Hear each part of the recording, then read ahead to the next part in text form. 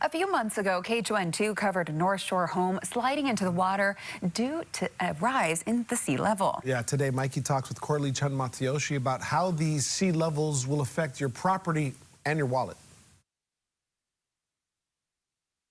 It's something that has been in the news lately, and KHON2 has covered it as well. We're talking about the sea level and about the beachfront erosion and when the house fell into the water. And here to tell us all about it and to give us more of an insight, we bring in our friend Coralie Chun Matsuyoshi of What's the Law. Good morning, Coralie. Hi, Mikey. So we've seen photos of the beachfront erosion at the North Shore and the house on the North Shore that recently fell into the ocean. How is sea level rise going to affect Hawaii's beaches? There's no question that sea level rise is accelerating due to climate change, and scientists predict that Oahu could lose 40% of its beaches within the next 20 years. But sea level rise itself is not inherently bad for beaches or the cause of beach loss. It's because we're allowing people to build seawalls and sand barriers and other forms of artificial shoreline hardening, and that's what's causing our beaches to disappear. Without artificial structures, beaches would be able to adapt to sea level rise by naturally migrating inland. What can we as a community do about this? So beaches belong to all of us, and the government has a duty to protect natural resources like beaches for future generations. It's called the Public Trust Doctrine, which is clearly set forth in the state constitution. For years, government allowed private property owners to apply for variances to build seawalls, but there was a law passed in 2020 that now bans further construction of seawalls and other coastal hardening. While private property owners can still apply for emergency permits to install temporary protections like sand burritos, the state needs to enforce the 3-year limit and not allow them to stay up indefinitely.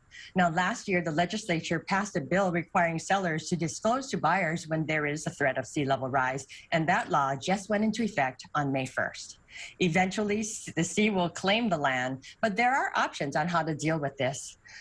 For example, the government could condemn the land and pay property owners for it, but that would be really expensive. And there is an argument that government shouldn't have to pay the beachfront property owners anything if their homes wash away. Tune into my podcast to find out why.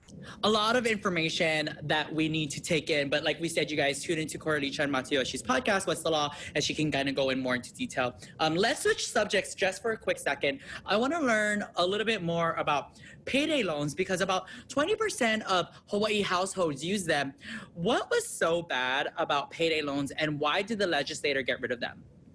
So people who have too much debt or bad credit scores or don't have a bank account were resorting to payday loans. It's a type of short-term borrowing where the lenders can charge high interest rates up to 460%.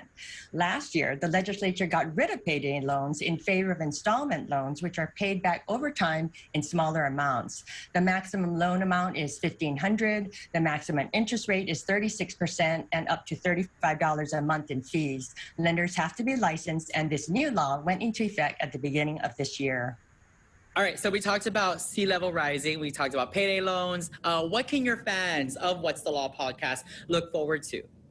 Join me in delving into the fascinating world of cryptocurrency, legitimate or scam. Either way, the pilot program that allowed cryptocurrency transactions in Hawaii is coming to an end on June 30th, and so owners have to make plans to divest their cryptocurrency soon.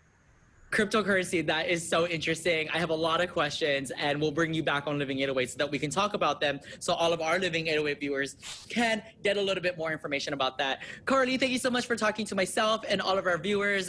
We want to encourage you guys to follow What's the Law and listen to other What's the Law podcasts that's coming up. Coralie, always great talking to you and we will see you very soon. Thank you, Mikey. See you later.